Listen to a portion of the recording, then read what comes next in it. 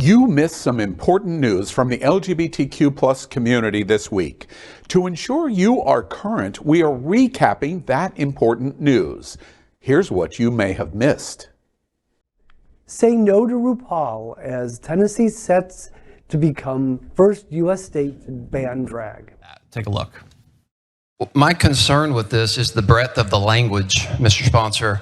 And the breadth of this language takes direct aim at the local economy of my city. It takes direct aim at the entertainers within my city. It takes direct aim with the small businesses in my community. And so the language of this bill, now I don't know if you've ever attended a Beyonce concert. Something tells me you haven't.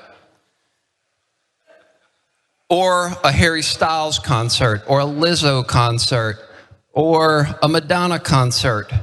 Your language prohibiting and the breadth, the vagueness in this bill would prohibit those entertainers from performing in my city. It would prohibit Beyonce, the Queen Bee herself, who is coming to Nashville this year. This bill would allow me as a district attorney, by the plain language of this bill, to arrest Beyonce. Is that your intended goal here? Tennessee lawmakers passed a bill banning drag shows in public on Thursday, sending the measure to the Republican Governor Bill Lee's desk.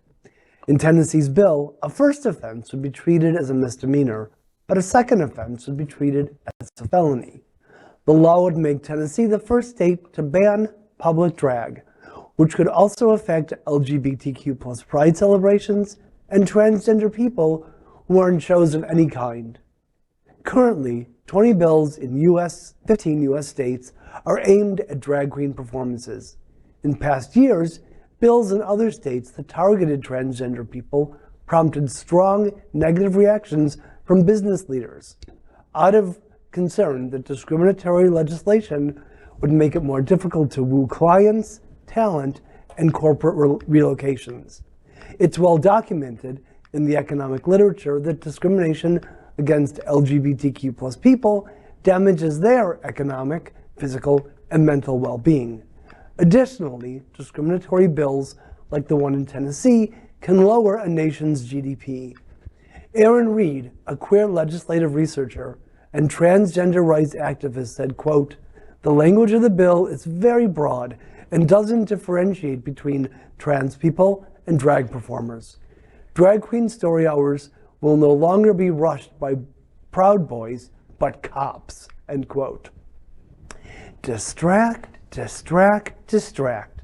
Distract from Tennessee's embarrassing literacy rate.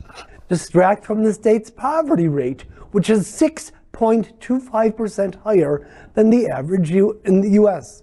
Distract from the state's teen pregnancy rate, where it ranks 10th highest. Just keep distracting. Mm-hmm. Good comments. You know what concerns me about this bill is the way that we're attacking this bill.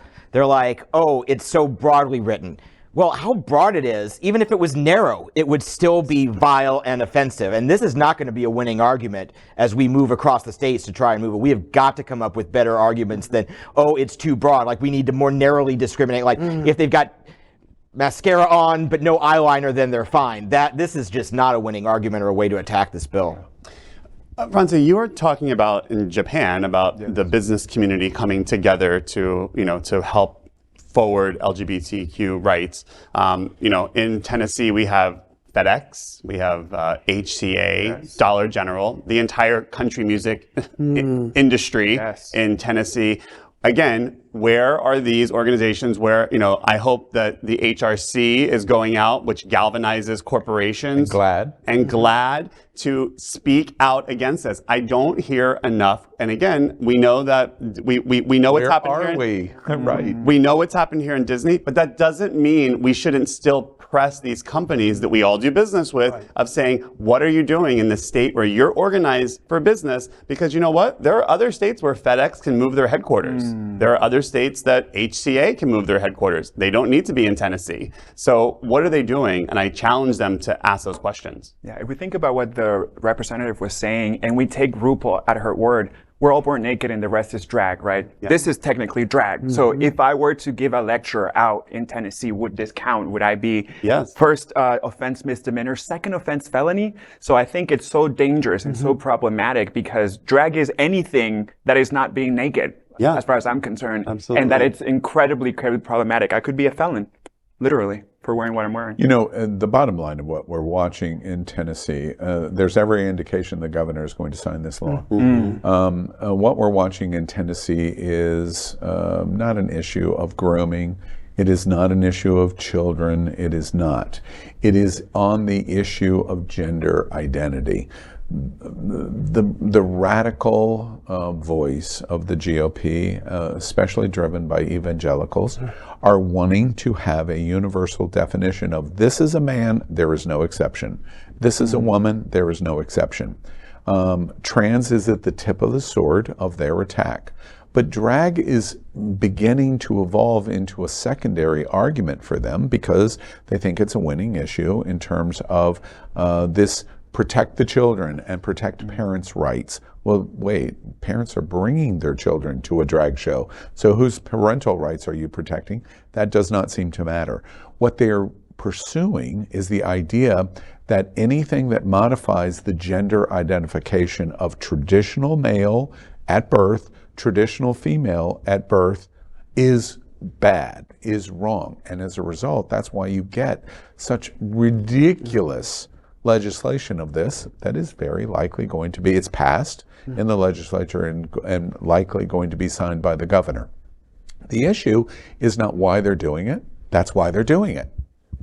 But the issue is what is the LGBTQ community going to do about it? What are business community going to do about it? What is the tourism community going to do about it?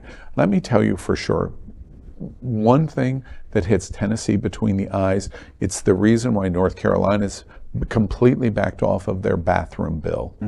Sports teams, businesses, conventions, the tourism industry of the world said, we're not coming back to Charlotte.